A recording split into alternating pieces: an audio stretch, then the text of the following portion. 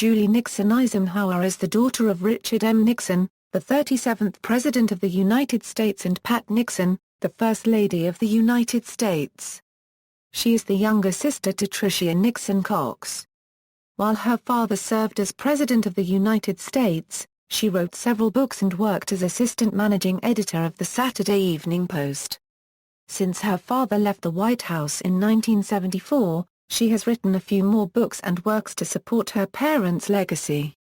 In 1968, she married David Eisenhower, grandson of former President Dwight D. Eisenhower. She is the mother of two daughters, Jenny Eisenhower and Melanie Catherine Eisenhower, and a son, Alexander Richard Eisenhower. Early life: Julie Nixon was born while her father, Richard Nixon, was a congressman. Much of her childhood coincided with her father's service as Dwight Eisenhower's vice president. She recalled her father as being romantic, while her mother was practical and down-to-earth. Her mother tried to seal her and her sister from much of her father's political career. Julie began to cry during a celebration for her father's and President Eisenhower's second inauguration, as a result of believing it was not fair that the grandchildren of the president could play in the White House while she and her sister could not. After expressing these feelings to Mammy Eisenhower, the First Lady invited the two Nixon daughters to play with her grandchildren. Also, while watching the second inauguration, President Eisenhower suggested to her as their photograph was being taken to hide a black eye by turning her head. Julie had acquired it in a sledding accident, and turned her head towards David, which made it appear that he had been staring directly at her.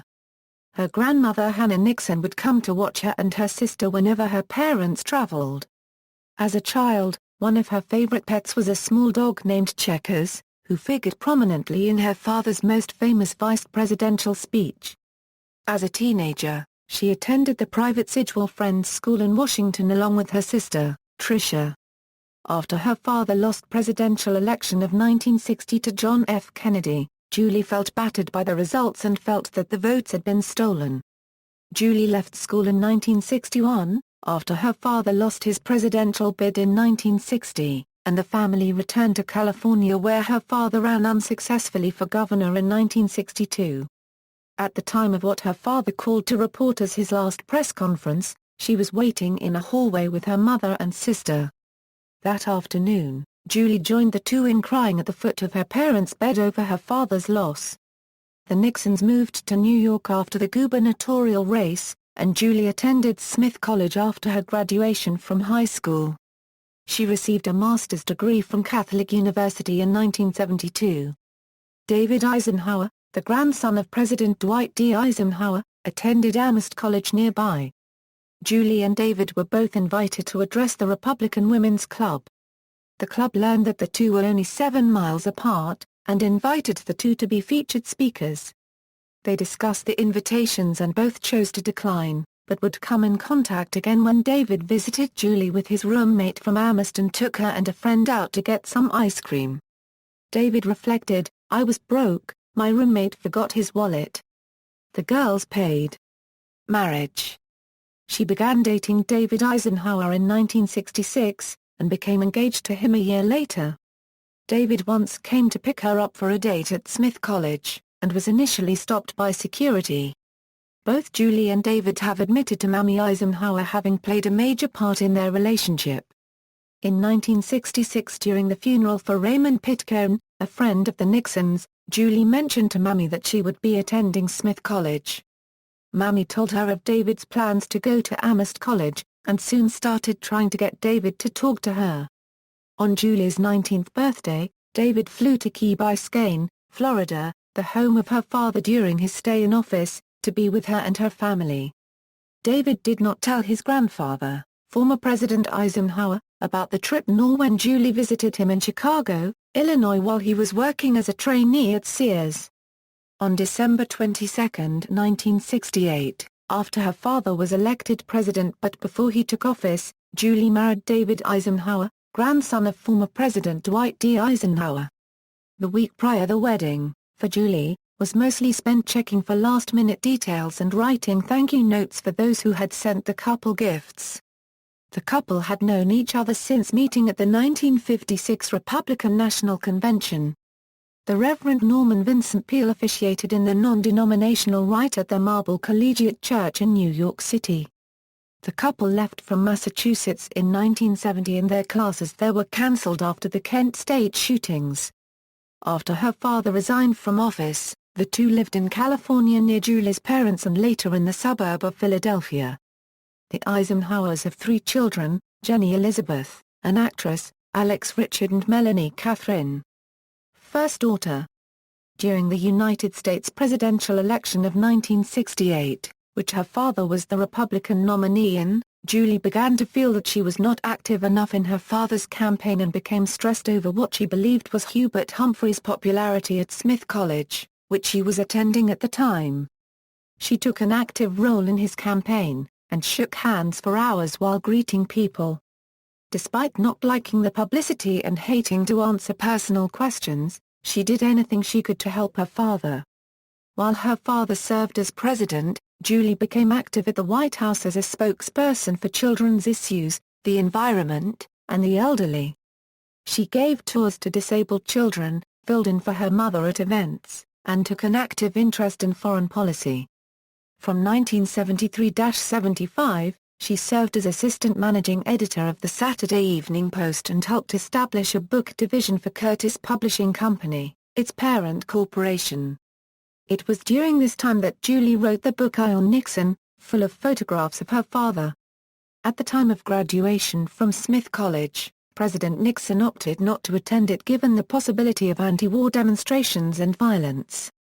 Once she appeared on the Mike Douglas Show in 1970, and Mike asked her what she thought about the new fad called streaking, where someone runs naked in public.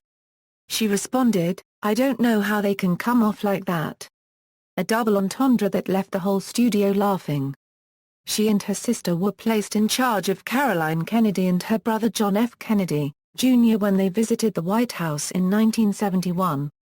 The two took them on a tour of their former residence, which included going to their old bedrooms and to the Oval Office. Watergate. After the news of the Watergate break-in and suspicions that it might reach as high as the Oval Office began to mount, Julie took on the press at home and abroad. Her defense of her father caused people to wonder why her mother wasn't saying anything about the scandal.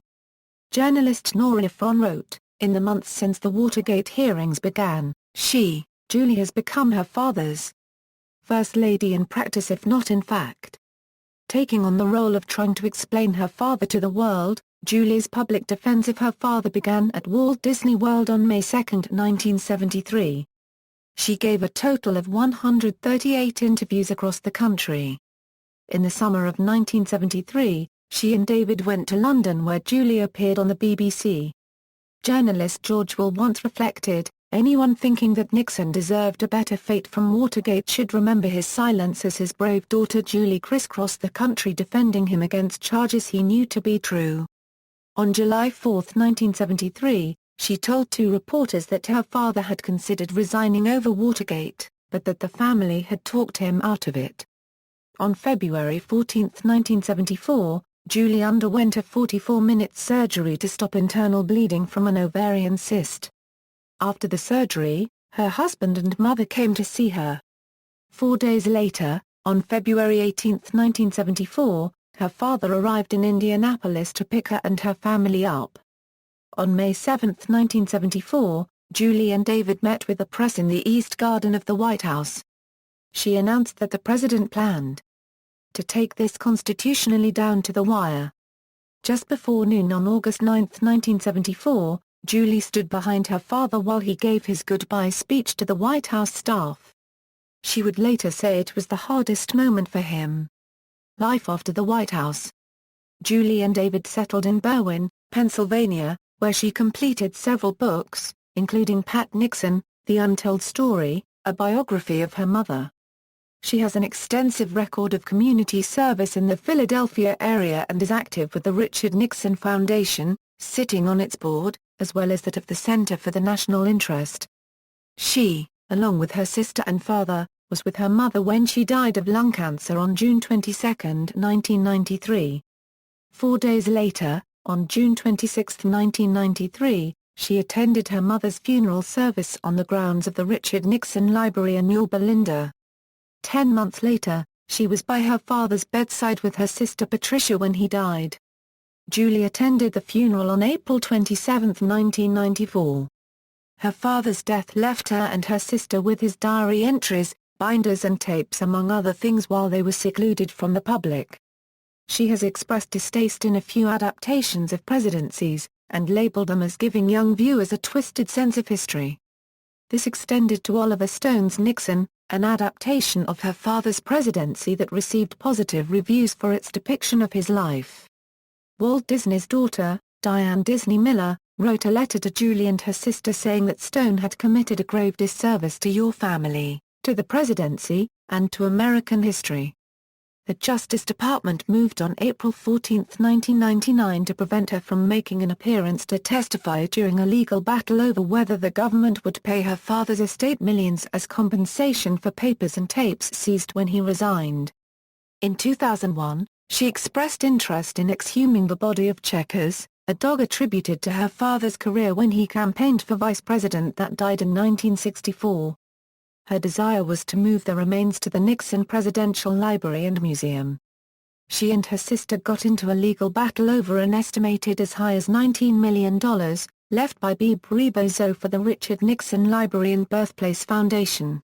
As opposed to Tricia's wish for the money to be controlled by a group affiliated with their family, Julie wanted it to be controlled by the library's board. On the relationship strain the two were experiencing during the dispute, Julie said, "I think it is very sad," and stated, "It's very heartbreaking because I love my sister very much." On August 6, 2002, Julie met with her sister for a court-ordered meeting. Despite the two being together for the vast majority of the day, they failed to make an agreement.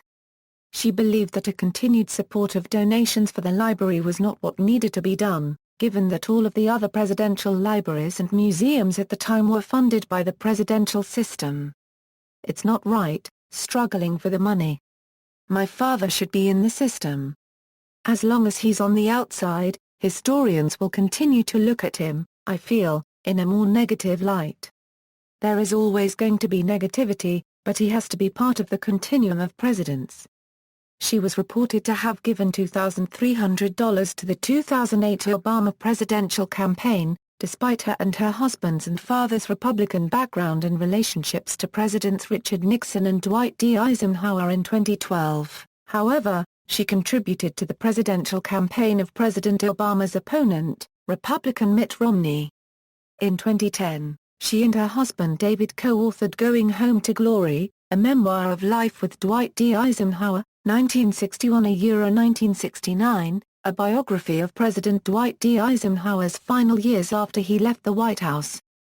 On March 16, 2012, she and her sister arrived in Yorba Linda to celebrate what would have been their mother's 100th birthday. On November 23, 2013, Eisenhower and her husband opened a holiday exhibit for the Nixon Library, which remained there until January 5, 2014. Footnotes. References: Penn State University biography.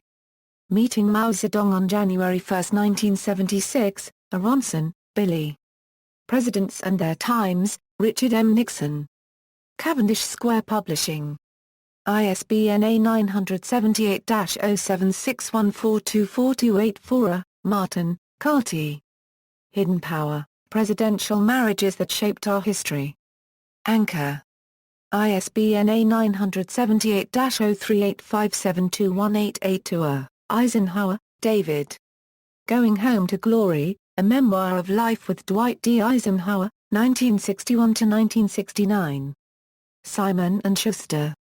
ISBN A978-1439190,913. Frank, Jeffrey. Eikendick, Portrait of a Strange Political Marriage. Simon & Schuster. ISBN A978-1416587,217. Gibbs, Nancy. Michael Duffy. The President's Club, Inside the World's Most Exclusive Fraternity. Simon & Schuster. ISBN A978-1439127,704. External links: A Few Good Women. Julie Nixon Eisenhower.